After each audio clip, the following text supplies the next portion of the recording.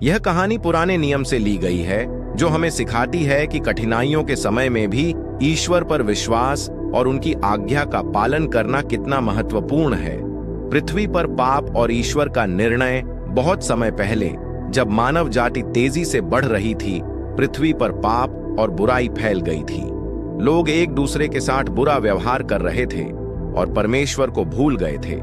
ईश्वर ने यह देखकर दुख जताया और कहा, मैंने जो कुछ भी बनाया है उसे समाप्त कर दूंगा, क्योंकि लोग पाप में डूब चुके हैं। लेकिन ईश्वर को एक व्यक्ति नोआह पसंद आया, क्योंकि वह धर्मी, ईमानदार और परमेश्वर का भक्त था। नोआह को विशेष आदेश परमेश्वर ने नोआह से कहा, मैं पृथ्वी पर एक बड़ी बाढ़ भेजूंगा जो सब कुछ नष्ट कर देगी, लेकिन तुम मेरे आदेश का पालन करो और एक बड़ी नाव बनाओ।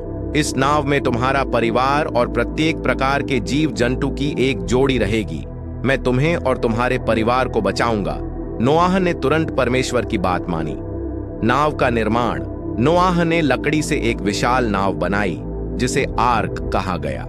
वह लगभग 450 फीट लंबी, 75 फीट चौड़ी और 45 फीट ऊंची थी। लोग नोआह को नाव बनाते हुए देखकर उसका मजाक उड़ाते थे। वे कहते, पानी कहाँ है? क्यों इतनी बड़ी नाव बना रहे हो? लेकिन नोआह ने किसी की परवाह नहीं की। उसने ईश्वर पर भरोसा रखा और काम करता रहा। बाढ़ का आना जब नाव बनकर तैयार हो गई, तो परमेश्वर ने कहा, अपने परिवार और सभी जीव जंतुओं की एक एक जोड़ी को नाव में ले आओ। जैसे ही नोआह और जीव जंतु नाव में गए, आकाश से भारी बारिश शुरू हो गई। 40 दिन और 40 रात तक बारिश होती रही।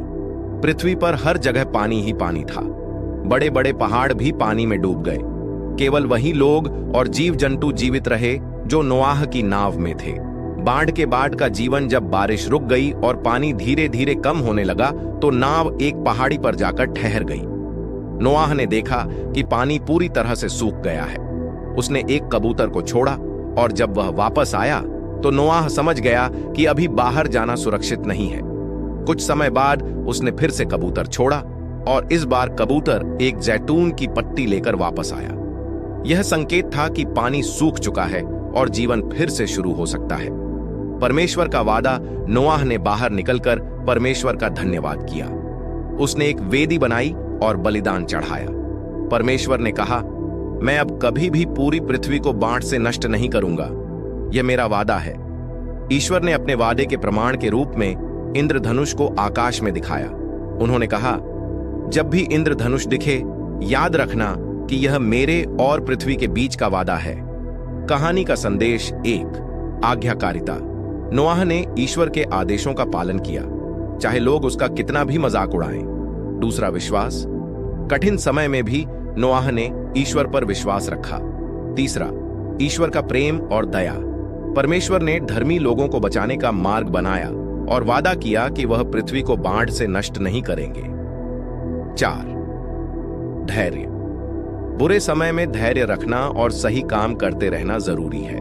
यह कहानी हमें सिखाती है कि चाहे परिस्थितियां कितनी भी कठिन क्यों ना हो, अगर हम विश्वास और आज्ञाकारिता से काम करें तो ईश्वर हमारी रक्षा करेंगे। परमेश्वर से प्यार करते हैं तो कौन कौन लाइक और चैनल को सब्सक्राइब करके ये वाला इमोजी सेंड करता है?